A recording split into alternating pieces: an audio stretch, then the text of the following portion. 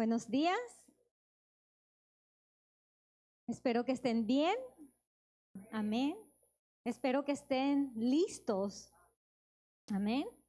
Para escuchar, para leer la palabra de Dios. Amén.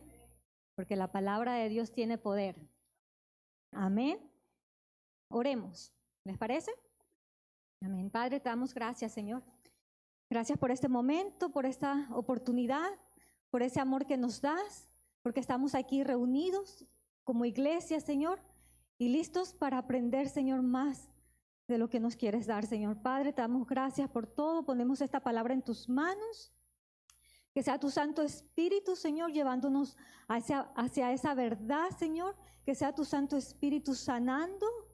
Que sea tu Santo Espíritu trayendo medicina, curándonos, Padre Santo, y llevándonos a toda verdad y sobre todo llenándonos de abundancia, de verdad y de paz. Padre Santo, así como dice tu palabra, te lo pedimos en el nombre de Cristo Jesús. Estamos en tus manos. Amén. Amén. Bueno, vamos a empezar y si me acompañan a Lucas 23, del 47 al 48. Lucas 23, del 47 al 48. Y en este capítulo vemos a Jesús morir en la cruz. Lo vemos morir rodeado de una multitud que no hizo nada por él. Lo vemos morir rodeado de una multitud que no levantó sus manos para detener lo que estaba pasando, que no levantó su voz para callar las voces de aquellos que se estaban burlando. Lo vemos morir rodeado de una multitud que se acercó a él, sí, pero se acercó a él para ver un espectáculo, solo para ver un espectáculo, para ver lo que estaba pasando, para ser parte de lo que estaba pasando. Sin embargo, cuando Jesús muere y el sol se oscurece y el velo del templo se rasga en dos y sienten el terremoto y todas esas señales sobrenaturales, se dan cuenta de su error. Y esto pasa. Miren lo que dijo el centurión. Cuando el centurión vio lo que había acontecido, dio gloria a Dios, diciendo: verdaderamente este hombre era justo. Y toda la multitud de los que estaban presentes en este espectáculo, viendo lo que había acontecido, se volvían golpeándose el pecho. Se volvían golpeándose el pecho. Golpeándose el pecho al ver la realidad. Al ver a Jesús morir. Al ver que estaba muerto. Al ver que lo habían hecho todo mal. Y se regresaron a sus casas, a sus familias, a seguir cada uno con sus vidas. Pero ¿qué vida en realidad? Una con vergüenza, una con tristeza, con culpa, sabiendo que incluso el ladrón que sí defendió a Jesús, ahora está mejor que ellos. Un ladrón, un malhechor que se salvó, que no tuvo tiempo para arreglar lo que había hecho, que no tuvo tiempo para pedirle perdón a los que había lastimado, que no tuvo tiempo para demostrar que había cambiado, pero que sí tuvo el tiempo suficiente para hacer esto. Lucas 23, del 39 al 41 dice: y uno de los malhechores que estaban colgados le injuriaba diciendo: si tú eres el Cristo, sálvate a ti mismo y a nosotros. Respondiendo el otro, le reprendió, y aquí lo defiende, diciendo: ¿ni aún temes a tu Dios, estando en la misma condenación? Nosotros a la verdad justamente padecemos. Y aquí confiesa su pecado. porque recibimos lo que merecieron nuestros hechos, mas ningún mal hizo. El 42. Y dijo a Jesús, miren lo que le dice a Jesús. Este hombre sabía que iba a morir, pero también sabía que ahí no terminaba todo. Y dijo a Jesús, acuérdate de mí cuando vengas en tu reino. Entonces Jesús le dijo, de cierto te digo que hoy estarás conmigo en el paraíso. Hoy estarás conmigo en el paraíso. En el paraíso. Y este hombre lo creyó. Y ahora mismo está disfrutando de lo que Dios le dio, de lo que Dios le prometió. Qué pena que no podamos decir lo mismo del otro malhechor, ¿verdad? Porque fue un hombre que tuvo la misma oportunidad. Escuchó al mismo Jesús hablar. Estuvo con él hasta el final, hasta lo último. Y aún así no aprovechó su tiempo. Y es que darnos cuenta de lo que hemos hecho, digamos, este malhechor quería vivir. De alguna manera quería vivir, pero quería vivir de la misma manera en que lo había hecho. Quería bajarse de ahí. Quería seguir viviendo como lo tenía planeado, como ya lo venía haciendo toda su vida. Y quería que Jesús lo bajara de ahí. Que Jesús lo salvara, pero sin que sus ojos se abrieran a la verdad. Sin que su corazón se diera cuenta de la realidad. Y es que darnos cuenta del pecado no es fácil. Darnos cuenta de que somos culpables de nuestros pecados, del dolor que hemos causado, no es fácil. En realidad, el otro día hablé con alguien que también tuvo esta misma oportunidad, la oportunidad de ser salvo, de ser perdonado, y no la aceptó. Me dijo que sus pecados eran muchos y que no merecía a Dios, que lo había intentado, pero que la culpa que sentía no lo había dejado. La culpa que sentía. ¿Se ha sentido así alguna vez? Y quizás no de esa manera, pero sí con esa culpa que hasta el día de hoy tampoco lo ha dejado. ¿Se ha encontrado alguna vez pidiéndole perdón a Dios por los mismos pecados confesados? ¿Se ha encontrado alguna vez llorando, pensando en los errores del pasado? ¿En esos pecados ya confesados? Y es que la culpa es una de las cosas más difíciles de lidiar, con la capacidad de no dejarnos seguir, de no dejarnos vivir si no hacemos algo. Así que hoy me gustaría hablar un poco acerca de esto, de la culpa que a veces sentimos y no sabemos qué hacer, de la culpa que a veces sentimos y no sabemos qué hacer y nos hace creer que Dios no puede hacer nada por nosotros, que Dios no puede ayudarnos, que Dios no puede perdonarnos, que Dios no puede bajarnos de esa cruz y salvarnos. Y así como esa multitud, creer que Dios murió en vano. Así que el título de la prédica de hoy va a ser La culpa. Amén. Ahora, ¿cómo lidiamos con ella? ¿Cómo enfrentamos lo que hemos hecho? Bueno, la Biblia nos dice cómo.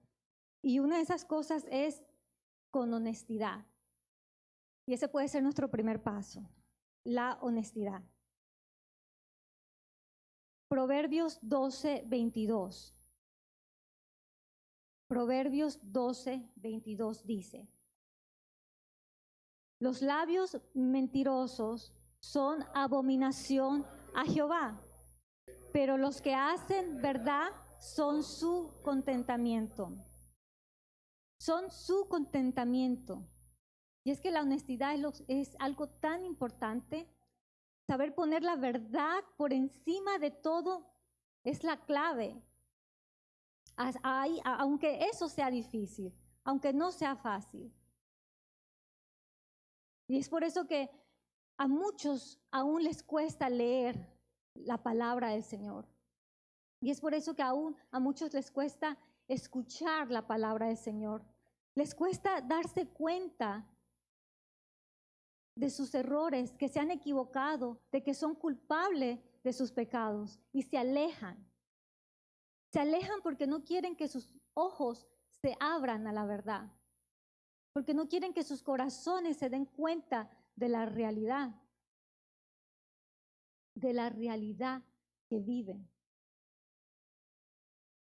Hace poco escuché varias conferencias de varias personas que hablaban acerca del aborto como que si fuera algo tan normal, como que si esos niños que iban a morir no fueran nadie, no fuera nada para ellos.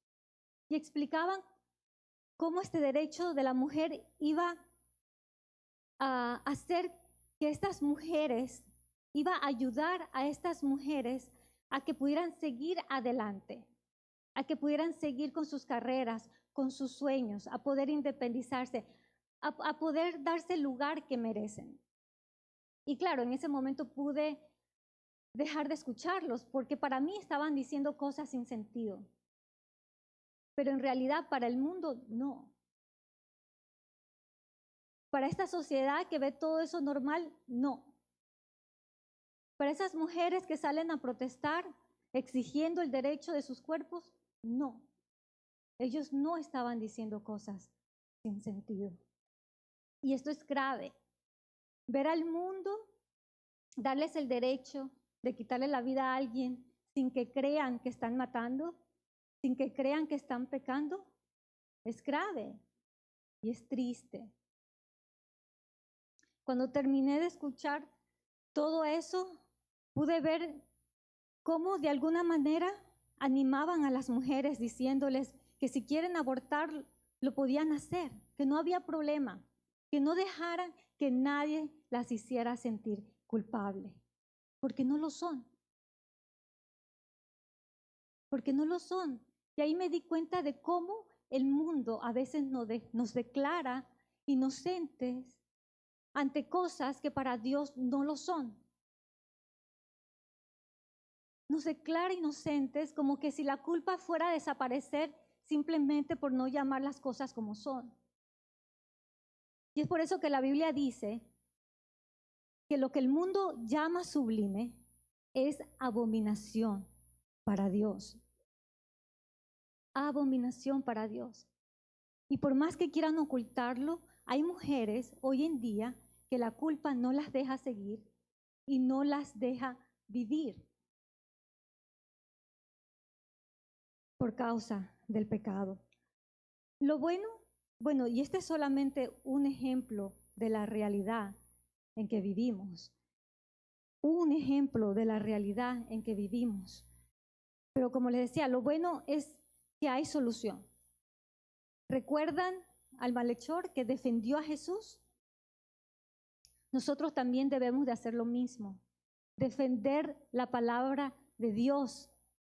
Porque Jesús es la solución para cualquier tipo de pecado. Jesús es la solución para nuestros pecados.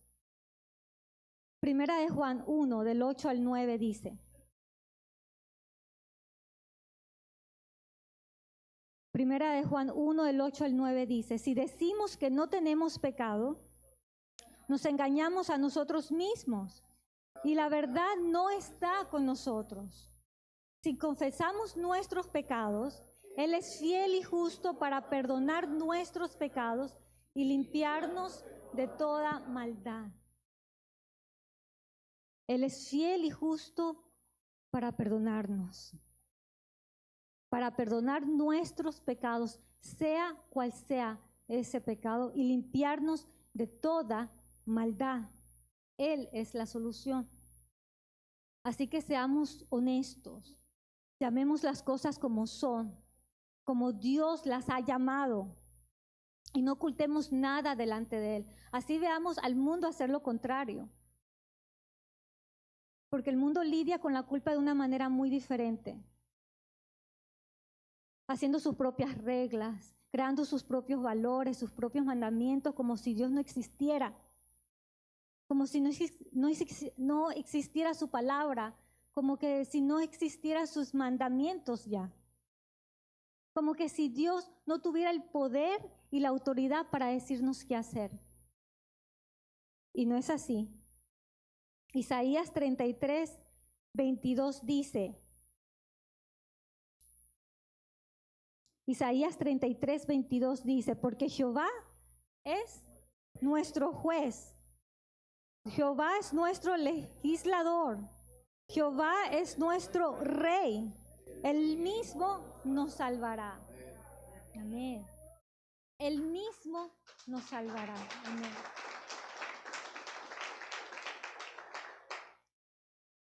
Él mismo nos salvará porque Él sí tiene la autoridad, Él sí tiene el poder y tiene el amor para hacerlo. Así que no ocultemos nada delante de Él. Recuerden lo que decía el rey David. Cuando callé, envejecieron mis huesos. Confiese su pecado. Pídale perdón a Dios. Pídale perdón a Dios porque hay bendición cuando somos perdonados por Él, por nuestro Salvador, el único que puede sanar la culpa de nuestros pecados. Salmos 32, del 1 al 2 dice,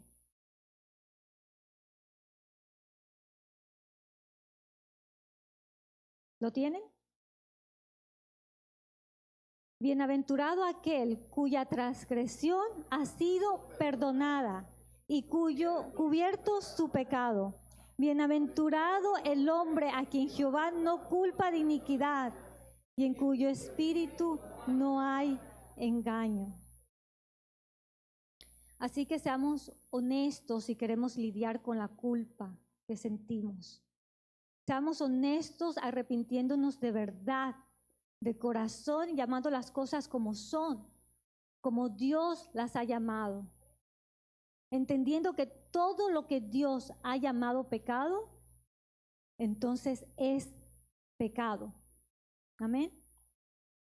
Ahora, ¿qué pasa con aquellos que ya han hecho todo esto? Que han sido honestos delante de Dios, que han confesado sus pecados, que se han arrepentido, pero aún así la culpa no los deja seguir, no los deja vivir. Bueno, déjeme decirle que si se siente culpable, lo más probable es que lo sea. Y no por esos pecados ya confesados, no. No por esos errores cometidos, no. Sino por ocultar el peor de ellos, el de no creer en lo que Dios ha dicho.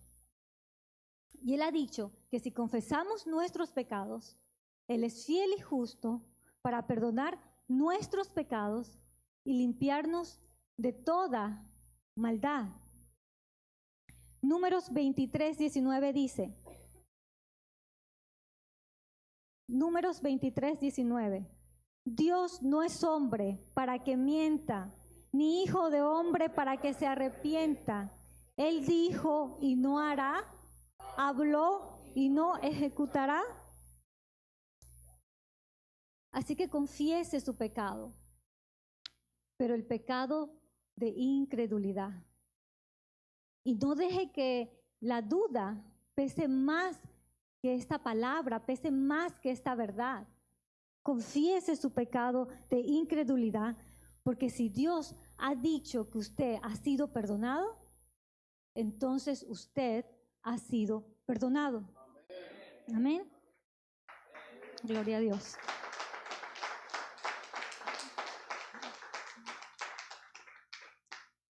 Segundo paso, la restauración. La restauración. Y es que este paso es muy importante, porque a veces confesamos nuestros pecados y nos libramos de la culpa, pero los volvemos a cometer. ¿Por qué? Los volvemos a cometer porque en realidad no hemos hecho cambios. No hemos hecho nada para restaurar nuestra mala manera de vivir. No hemos hecho nada para restaurar nuestro entorno, nuestras malas costumbres. Necesitamos volver a empezar. El ladrón que murió en la cruz no tuvo tiempo, no pudo bajarse de la cruz para arreglar lo que había hecho mal. No tuvo tiempo de pedirle perdón a las personas que había lastimado. No tuvo tiempo de mostrar que había cambiado. Pero nosotros sí. Y tenemos que aprovechar esa oportunidad. Tenemos que aprovechar esa oportunidad, así como este rey que ahora vamos a leer. Un rey que había hecho lo malo delante de Dios. Pero un día, en medio de su dolor, porque sus enemigos lo habían capturado, los asirios lo habían capturado, un día en medio de su dolor se arrepintió y lo hizo de esta manera. Segunda de Crónicas 33, 12. Segunda de Crónicas 33, 12. Y aquí vemos que ya lo habían capturado. Mas luego que fue puesto en angustias, oró a Jehová su Dios, humillado grandemente en la presencia del Dios de sus padres. Habiendo orado a él, fue atendido, pues Dios oyó su oración y lo restauró a Jerusalén, a su reino. Entonces reconoció Manasés que Jehová era Dios. Lo restauró a Jerusalén, lo perdonó y permitió que regresara a casa. Y aquí comienza la restauración. Miren lo que hace este rey.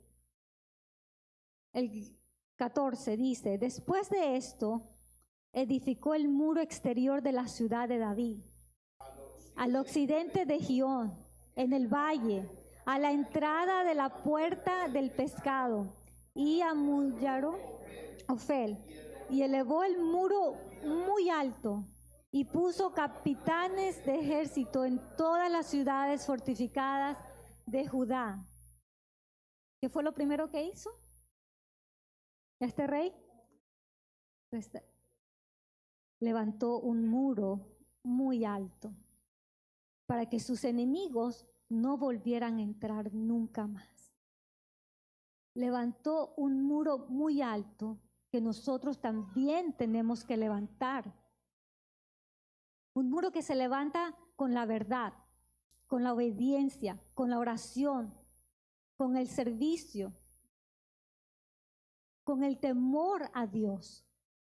La Biblia dice que el ángel de Jehová acampa alrededor de los que le temen y los defiende. ¿Qué mejor muro que ese? El ángel de Jehová. Miren qué más hizo. El 15. Asimismo quitó los dioses ajenos y el ídolo de la casa de Jehová y todos los altares que había edificado en el monte de la casa de Jehová y en Jerusalén, y los echó fuera de la ciudad. Sacó de la ciudad todo lo que era abominación para Dios. Los altares, los ídolos, todo lo que había construido para el mal, para adorar el mal, para hacer el mal, lo sacó, lo destruyó. ¿Tiene usted ídolos en su casa? ¿Tiene usted algo que en algún momento adoró? ¿Que en algún momento lo vio como Dios? Y un ídolo puede ser muchas cosas, no solamente una imagen. Cualquier cosa que sea abominación para Dios, cualquier cosa que ofenda a Dios, cualquier cosa que vaya en contra de la palabra de Dios, sáquelo. limpie su casa. Ahora, estoy hablando de cosas, no de personas. Si usted es dueño de su casa, entonces tiene la autoridad para no dejar que nadie contamine su hogar. Ponga reglas basadas en la palabra de Dios. Amén. Ahora, si usted no tiene esa autoridad y la casa donde está, no tiene como base la palabra de Dios, entonces pídale al Señor que lo saque de ahí, que lo lleve a un mejor lugar o que convierta ese lugar en un mejor lugar. Y ore por esas personas que están ahí. Dios trabaja de muchas formas, ¿verdad? Miren qué más hizo él, el 16. Reparó luego el altar de Jehová y sacrificó sobre él sacrificios de ofrendas de paz y de alabanza, y mandó a Judá que sirviesen a Jehová, Dios de Israel. Reparó luego el altar de Jehová. Haga lo mismo. Restaure su relación con Dios. Deje que Él lo sane. Porque nuestros pecados no solo han ido en contra de Dios, no solo han ido en contra de aquellos que hemos amado, sino que también han ido en contra de nosotros y nos ha lastimado, nos ha dañado y necesitamos ser sanados. Y esa sanidad solo está en Dios. Nosotros podemos restaurar nuestro entorno, podemos restaurar nuestra mala manera de vivir, podemos restaurar nuestras malas costumbres, pero sin Dios no vamos a llegar a ninguna parte. Restaure su relación con Dios.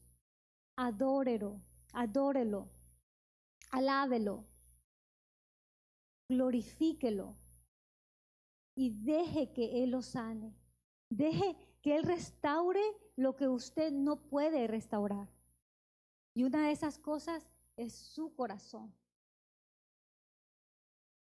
La persona que me dijo que no merecía ser salvo, que no merecía a Dios, que lo había intentado pero que no había podido, esa persona en algún momento de su vida recibió a Dios, pidió perdón por sus pecados, se arrepintió y recibió a Cristo en su corazón, pero no dejó que Él lo sanara y se alejó. ¿Se imaginan la culpa de esa persona ahora?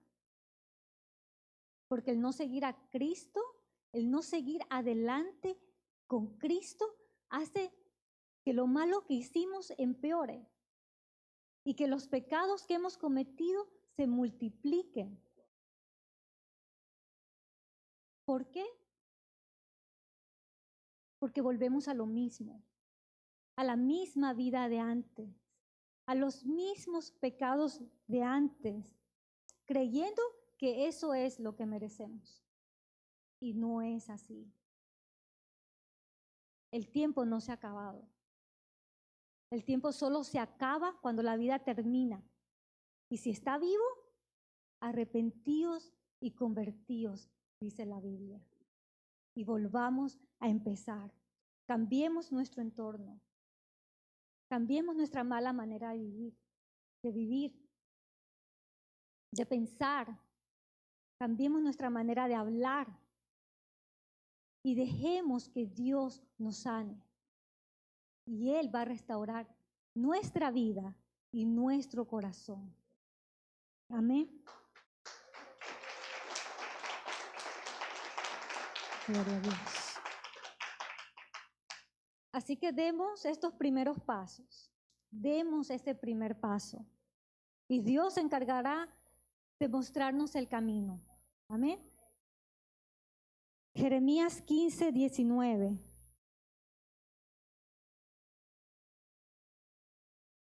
Por tanto, Así dijo Jehová. Si te convirtieres, yo te restauraré, y delante de mí estarás. Y si entresacares lo precioso de lo vil, serás como mi boca. Conviértanse ellos a ti, y tú no te conviertas a ellos. Amén. Tercer paso. La valentía. Y terminamos con este paso. Si me acompañan a 1 Timoteo 1:15. Miren lo que dijo Pablo. Amén. Palabra fiel y digna de ser recibida por todos. Que Cristo Jesús vino al mundo para salvar a los pecadores, de los cuales yo soy el primero. Yo soy el primero. Se necesita valentía para decir algo así. Y aún así, seguir con la obra de Dios. ¿Verdad? Nosotros necesitamos lo mismo. Porque puede que nuestros pecados se hayan borrado. Puede que nuestra culpa se haya borrado. Pero nuestra memoria sigue. Y sabemos muy bien lo que hemos hecho. Sabemos muy bien a quién hemos lastimado. Sabemos muy bien cómo el pecado ha lastimado a aquellos que amamos. Pero también sabemos que si Dios ha restaurado nuestras vidas, también puede hacer lo mismo con ellos. Porque Él es poderoso. Él puede. Y puede darnos más de lo que merecemos, así como decía Ciro. Amén. Así que seamos valientes. Valientes porque la vida sigue. Esa nueva vida que tenemos sigue, pero con Dios. Y hagamos todo lo que tenemos que hacer, sí, pero para Dios. Para que podamos terminar al final diciendo, terminé la carrera y glorifiqué a Dios. Y seamos valientes también para acercarnos a aquellos que hemos lastimado. Puede que no podamos cambiar lo que hicimos, pero podemos darles a alguien que cambiará sus vidas para siempre. Amén. Así que no dejemos de mostrar lo que Dios ha hecho en nosotros. No dejemos de mostrar que Jesús es nuestro Salvador, que es Él el que perdona nuestras iniquidades, el que sana nuestras dolencias, el que abre nuestros ojos para que podamos ver la verdad y hace que nuestros corazones se den cuenta de la realidad que ignoramos. Así que seamos valientes. No dejemos de mostrar a Dios, mostremos lo que Dios ha hecho en nuestras vidas y Dios mostrará lo que Él puede hacer en las vidas de aquellos que amamos. Amén. Gloria a Dios. Pongámonos de pie.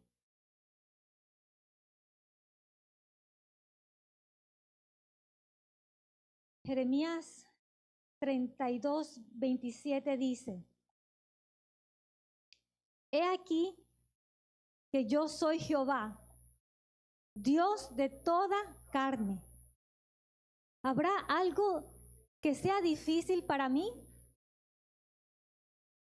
¿Habrá algo que sea difícil para Él? ¿Seguro? No hay nada difícil para Él. Y bueno, sabemos la respuesta, ¿verdad? Así que no tenemos excusa. Si de verdad anhelamos haber hecho las cosas mejor, si de verdad anhelamos haber hecho las cosas bien, entonces ahora es nuestra oportunidad.